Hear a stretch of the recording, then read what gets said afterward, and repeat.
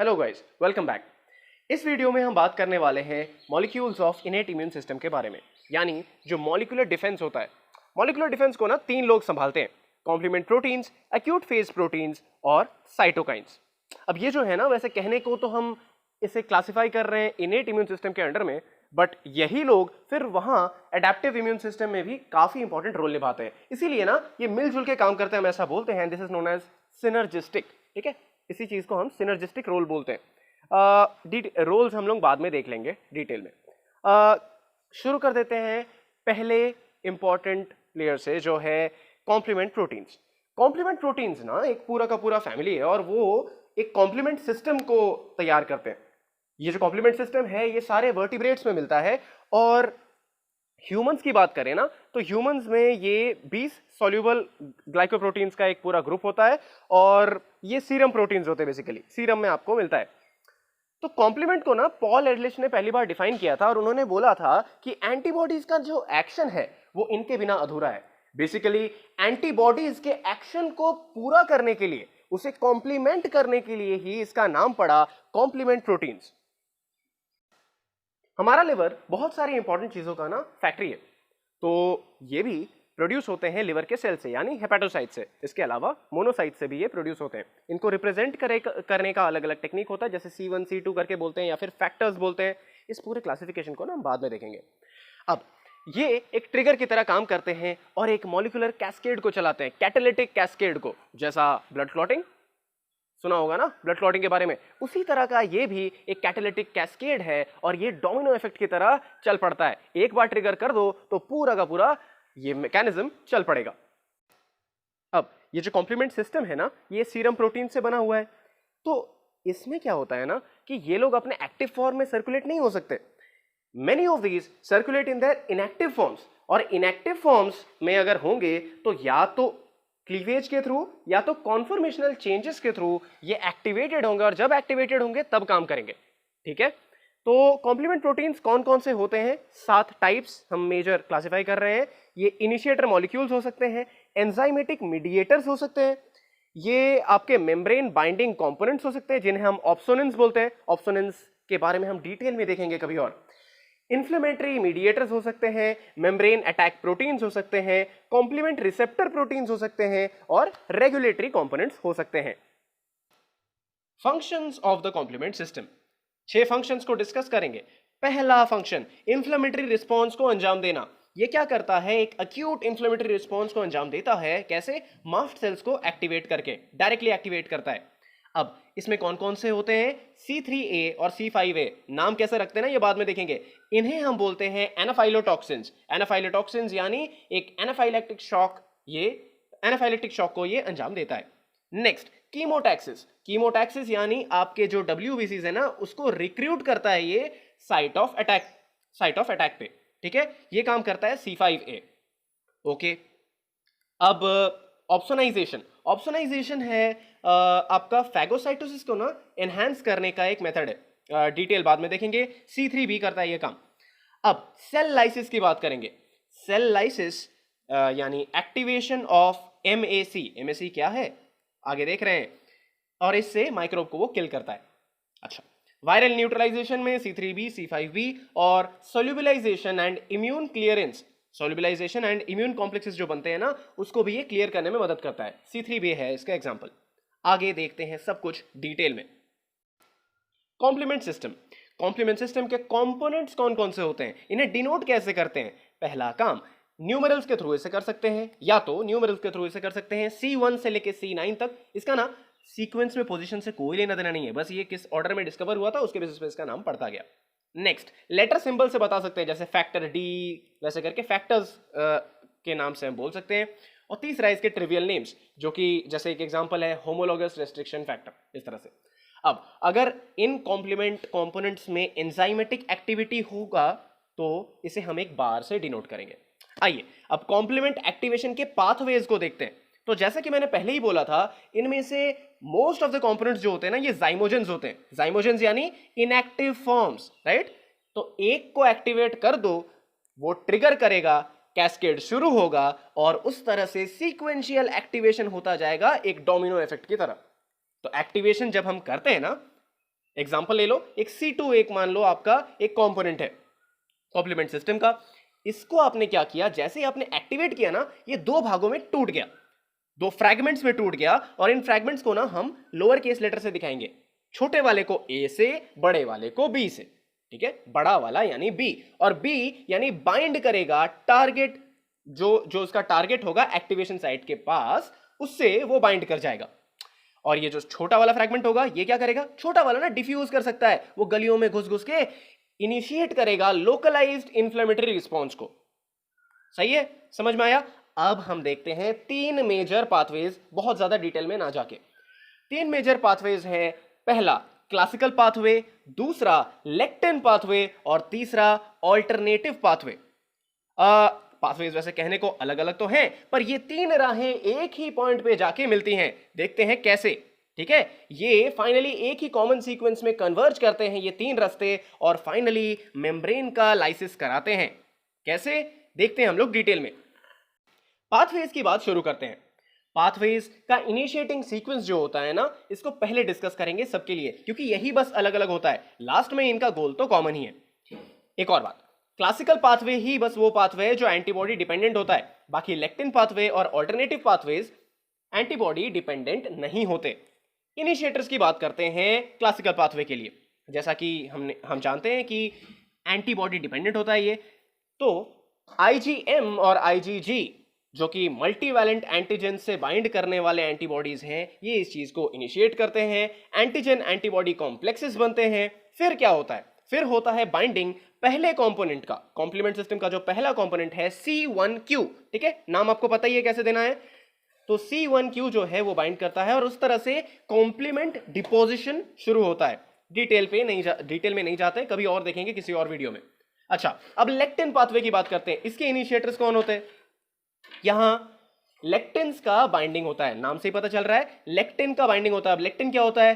Carbohydrate binding proteins, right. तो surface carbohydrate जो होता है ना माइक्रोब्स के ऊपर, उसके ऊपर बाइंड कर जाते हैं। Example mannose binding lectins, MBL।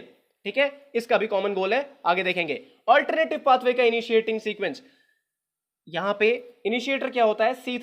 C3 क्या करता है? यहां पे C3 जो आपका कॉम्प्लीमेंट प्रोटीन है, वो नॉन स्पेसिफिक ब्रेकडाउन करता है। नॉन स्पेसिफिक ब्रेकडाउन मतलब जो ब्रेकडाउन हमने देखा था C3A और C3B, दो फ्रैगमेंट्स में टूट जाता है। C3B जो बनता है, ये सेल के सरफेस से अटैच हो जाता है, और इस तरह से कहानी शुरू होती है। ओके, अब क्या होता है? एंजाइम्स जनरेट होते हैं, कुछ एंजाइम्स जनरेट होते हैं जो कि C3 और C5 को क्लीव कर देंगे। ठीक है, C3 और C5 का क्लीवेज करेंगे, तो C3 को तोड़ने वाला C3 कन्वर्टेज, C5 को तोड़ने वाला C5 कन्वर्टेज। हमें पता है इसके जो फ्रैगमेंट्स होंगे C3A और C3B, C5A, C5B। अब ये जो C3A है और C5A है, A मैंने बोला था छोटा वाला होता है और छोटा वाला डिफ्यूज कर जाता है, ये होते हैं एनाफाइलोटॉक्सिन्स। बात किया था हमने पहले, है ना, इन्फ्लेमेटरी रिस्पॉन्स को अंजाम देते हैं। अच्छा, अब आता है एंड गेम, यानी मेम्ब्रेन अटैक कॉम्प्लेक्स, जिससे कि वो उस माइक्रोब को फोड़ के रख देता है। एंड गेम यानी terminal components of the complement cascade, कौन कौन से? C5B, C6, C7, C8 और C9, यानी उसे हम बोलते हैं C5B से लेके C9 तक। ठीक है, C5B to 9। ये क्या करते हैं? सीक्वेंशियली एक दूसरे से बाइंड करते जाते हैं, और इस तरह से डिपोजिशन होता जाता है मेम्ब्रेन अटैक कॉम्प्लेक्स का उस माइक्रोब के सेल मेम्ब्रेन पे, और इस तरह से मेम्ब्रेन अटैक कॉम्प्लेक्स बन जाता है, जो कि लार्ज पोर्स बनाते हैं। एक सेकेंड, इसका एंजाइमेटिक एक्टिविटी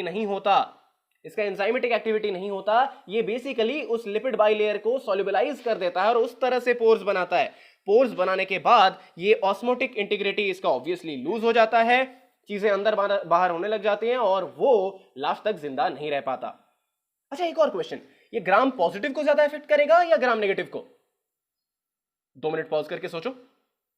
अच्छा, आंसर अगर आपका ग्राम नेगेटिव था तो सही था। क्यों? क्योंकि ग्राम नेगेटिव के बाहर क्या होता है? आउटर मेम्ब्रेन होता है, जो कि ग्राम पॉजिटिव के पास नहीं होता। उसके पास एक थिक पेप्टिडोग्लाइकन का लेयर होता है। इसीलिए ग्राम नेगेटिव बैक्टीरिया ज्यादा अफेक्टेड होंगी इससे, जो कि बहुत अच्छी बात है।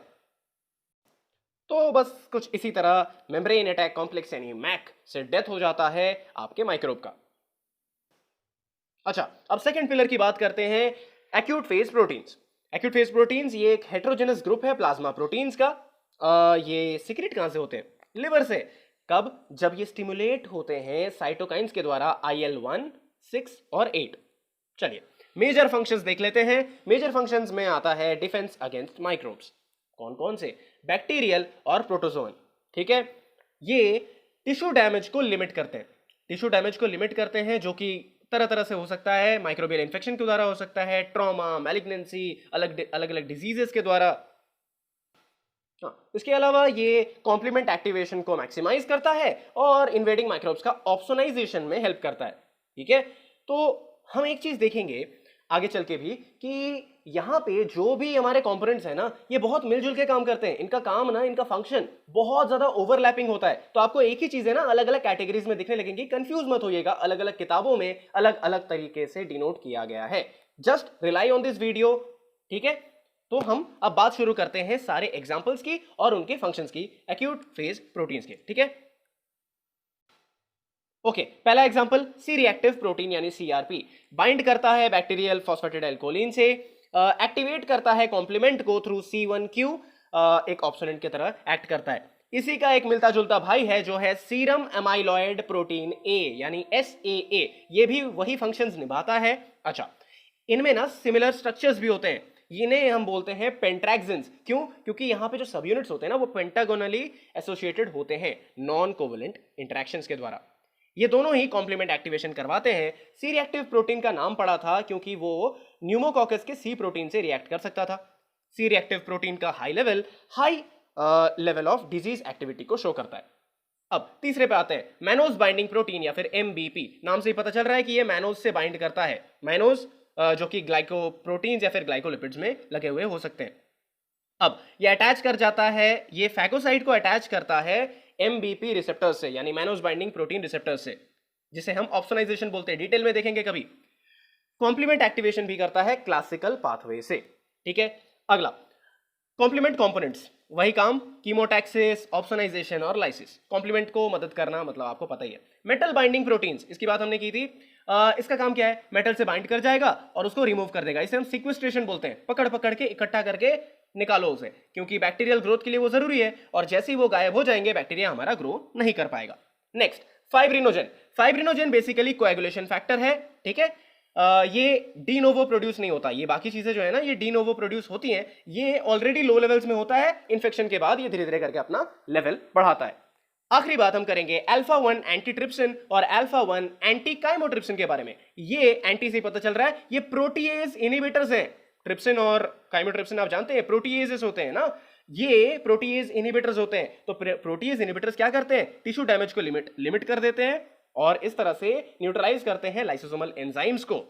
ठीक है, अब आते हैं तीसरे और सबसे भारी भरकम कैटेगरी, साइटोकाइंस की। बहुत कंफ्यूजन होगा इसमें क्योंकि इसके जो मेंबर्स हैं ना ये घुमा फिरा के एक दूसरे से कहीं ना कहीं ओवरलैप कर ही जाते हैं। ठीक है, पहले ही बता दिया मैंने। अच्छा, अब ये लो मॉलिक्यूलर वेट वाले होते हैं, सॉल्युबल भी होते हैं, सॉल्युबल प्रोटीन या फिर ग्लाइकोप्रोटीन होते हैं। ये एक इंट्रासेल्युलर मीडिएटर की तरह काम करते हैं जो कि सिग्नलिंग में बहुत इंपॉर्टेंट है। ठीक है, ये सेल्स सिक्रीट करते हैं साइटोकाइंस को कभी भी कोई स्टिमुलस मिलता है तो। इंटरसेल्युलर मीडिएटर, याद रखना, दो सेल्स के बीच में कम्युनिकेशन को मेंटेन करता है। अब ये स्पेसिफिक होता है हर एक सेल टाइप के लिए, उसके बेसिस पे ही मतलब सेल टाइप या पॉपुलेशंस जो इसे प्रोड्यूस करते हैं उसके बेसिस पे ही इसका नाम पड़ता है। अच्छा, जनरल फंक्शंस देख लेते हैं। ये क्या इंड्यूस करते हैं? ग्रोथ इंड्यूस करते हैं, डिफरेंशिएशन इंड्यूस करते हैं, कीमोटैक्सिस, एक्टिवेशन और एनहांस साइटोटॉक्सिसिटी, ये सारी चीजें करते हैं। डिटेल में देखेंगे आगे चल के। पहला मोनोकाइंस, दूसरा लिम्फोकाइंस, तीसरा इंटरल्यूकिन्स, चौथा इंटरफेरॉन्स और पांचवा कीमोकाइंस। इसके अलावा कुछ और मॉलिक्यूल्स भी होते हैं। ओके, मोनोकाइंस कौन प्रोड्यूस करता है? Myeloid cells, monocyte, macrophage. मैंने वो सिंबल्स बताए थे ना पिछले वीडियो में। ठीक है, lymphokines are produced by lymphocytes, interleukins by leukocytes. नाम से पता चल रहा है ल्यूको। ठीक है, ल्यूकोसाइट्स यानी WBC। Some can be produced by others too. ठीक है, ये मैंने इसीलिए बोला ना ये एक ब्रॉड क्लासिफिकेशन है, बहुत चीजें ओवरलैप करती हैं यहां वहां। इंटरफेरॉन्स क्या होता है? वैरायटी ऑफ सेल्स बना सकते हैं in response to viral infection. Chemokines, एक बात मैं बोलूं, ये इम्यूनोलॉजी का सोनू सूद है। कैसे? ये स्मॉल पॉजिटिवली चार्ज्ड और हेपरिन बाइंडिंग साइटोकाइंस होते हैं। ये क्या करते पता है? माइग्रेशन को डायरेक्ट करते हैं, हुआ ना सोनू सूद? WBCs के माइग्रेशन को डायरेक्ट करता है। ये क्या करता है? सरफेस मतलब एंडोथेलियल सेल्स के सरफेस से बाइंड कर जाता है। नेगेटिवली चार्ज्ड प्रोटियोग्लाइकन्स जो कि एक्स्ट्रा सेलुलर मैट्रिक्स में होते हैं उससे बाइंड करता है, क्योंकि ये खुद पॉजिटिव चार्ज वाला है, ठीक है। ये GPCR से, जी प्रोटीन कपल्ड रिसेप्टर्स से, जो कि स्पेसिफिक ब्लड सेल्स पे होते हैं, उससे बाइंड करके ब्लड स्ट्रीम में से एक पर्टिकुलर ऑर्गन में उसे सेटल करने में मदद करता है। तो इस तरह से वो एक्टिवेट करता है सेल्स को in response to infectious agents और टिश्यू डैमेज, ठीक है। याद रहेगा कीमोकाइंस कौन है? सोनू सूद है इस इनेट इम्यून सिस्टम का। डिटेल डिस्कशन शुरू करते हैं इंटरफेरॉन से। रिप्रेजेंट करते हैं इंटरफेरॉन्स को कैपिटल IFN से, ठीक है। These are pro inflammatory molecules. Viral infection के दौरान ये प्रोटेक्शन देते हैं हमें। अब जब भी आपका एडेप्टिव इम्यूनिटी डेवलप हो रहा होता है ना, उस जब तक वो डेवलप नहीं हो जाता तब तक ये इन्फेक्शन को लिमिट करता है, संभालता है, ठीक है। प्रो इन्फ्लेमेटरी साइटोकाइंस होती हैं IL-1 और TNF अल्फा। ये इंड्यूस करते हैं IFN अल्फा या बीटा के सिक्रीशन को। इसके अलावा ग्राम नेगेटिव बैक्टीरिया के एंडोटॉक्सिन्स भी इंड्यूस करते हैं इंटरफेरॉन्स अल्फा और बीटा के सिक्रीशन को। Most of the nucleated cells जो होते हैं ना, जो भी न्यूक्लियस वाले सेल्स होते हैं, उनके पास IFN अल्फा, IFN बीटा के रिसेप्टर्स प्रेजेंट होते हैं। और क्योंकि ये प्रेजेंट होते हैं तो IFN अल्फा और बीटा के बाइंडिंग पे प्रोटीन सिंथेसिस को इनहिबिट कर दिया जाता है, और प्रोटीन सिंथेसिस इनहिबिट हो जाता है तो वायरल रेप्लिकेशन भी इनहिबिट हो जाता है, क्योंकि ये प्रोटीन्स बनेंगे नहीं तो वो हमारा रेप्लिकेशन मशीनरी यूज नहीं कर पाएगा, राइट? ठीक है। क्लासिफाई करते हैं इंटरफेरॉन्स को। दो मेजर पार्ट्स में क्लासिफाई करते हैं हम इंटरफेरॉन्स को, टाइप 1 और टाइप 2। टाइप 1 बेसिकली इनेट वाला है और टाइप 2 एडेप्टिव वाला है। टाइप 1 में आते हैं IFN अल्फा, IFN बीटा, और टाइप 2 में आता है IFN गामा, जिसे हम इम्यून IFN भी बोलते हैं। इनके जीन्स क्रोमोसोम 9 पे मिलता है टाइप 1 का, और टाइप 2 का क्रोमोसोम 12 पे, ठीक है। ओरिजिन यानी किन सेल्स में मिलता है? टाइप 1 जो है ना वो सारे न्यूक्लिएटेड सेल्स में मिलेगा, जैसे आपके फाइब्रोब्लास्ट्स हो गए FB, M5 यानी मैक्रोफेजेस, और DC यानी डेंड्रिटिक सेल्स। जबकि ये जो है ना, ये देखिए आप एडेप्टिव के तरफ ज्यादा जा रहा है। Natural killer cells, T cells मतलब उसमें से T helper 1, gamma delta, CD8 positive, ठीक है, ये बाद में देखेंगे। अब टाइप 1 में देखते हैं ये किससे इंड्यूस होता है। जैसे कि मैंने बोला, वायरसेस से, किसी और साइटोकाइन से, इंट्रासेलुलर बैक्टीरिया, प्रोटोजोन्स, इनके द्वारा भी ये इंड्यूस हो सकता है। जबकि टाइप 2 जो है ये एंटीजन स्टिमुलेटेड टी सेल्स के द्वारा इंड्यूस होता है। मैंने बोल दिया ना कि ये एडेप्टिव इम्यूनिटी का ही हिस्सा है। अच्छा, फंक्शंस क्या क्या है? फंक्शंस बेसिकली सिमिलर ही हैं, कुछ डिफरेंसेस हैं। दोनों ही एंटीवायरल होते हैं। एक्सप्रेशन मेजर हिस्टोकम्पैटिबिलिटी कॉम्प्लेक्स का ये करवाते हैं।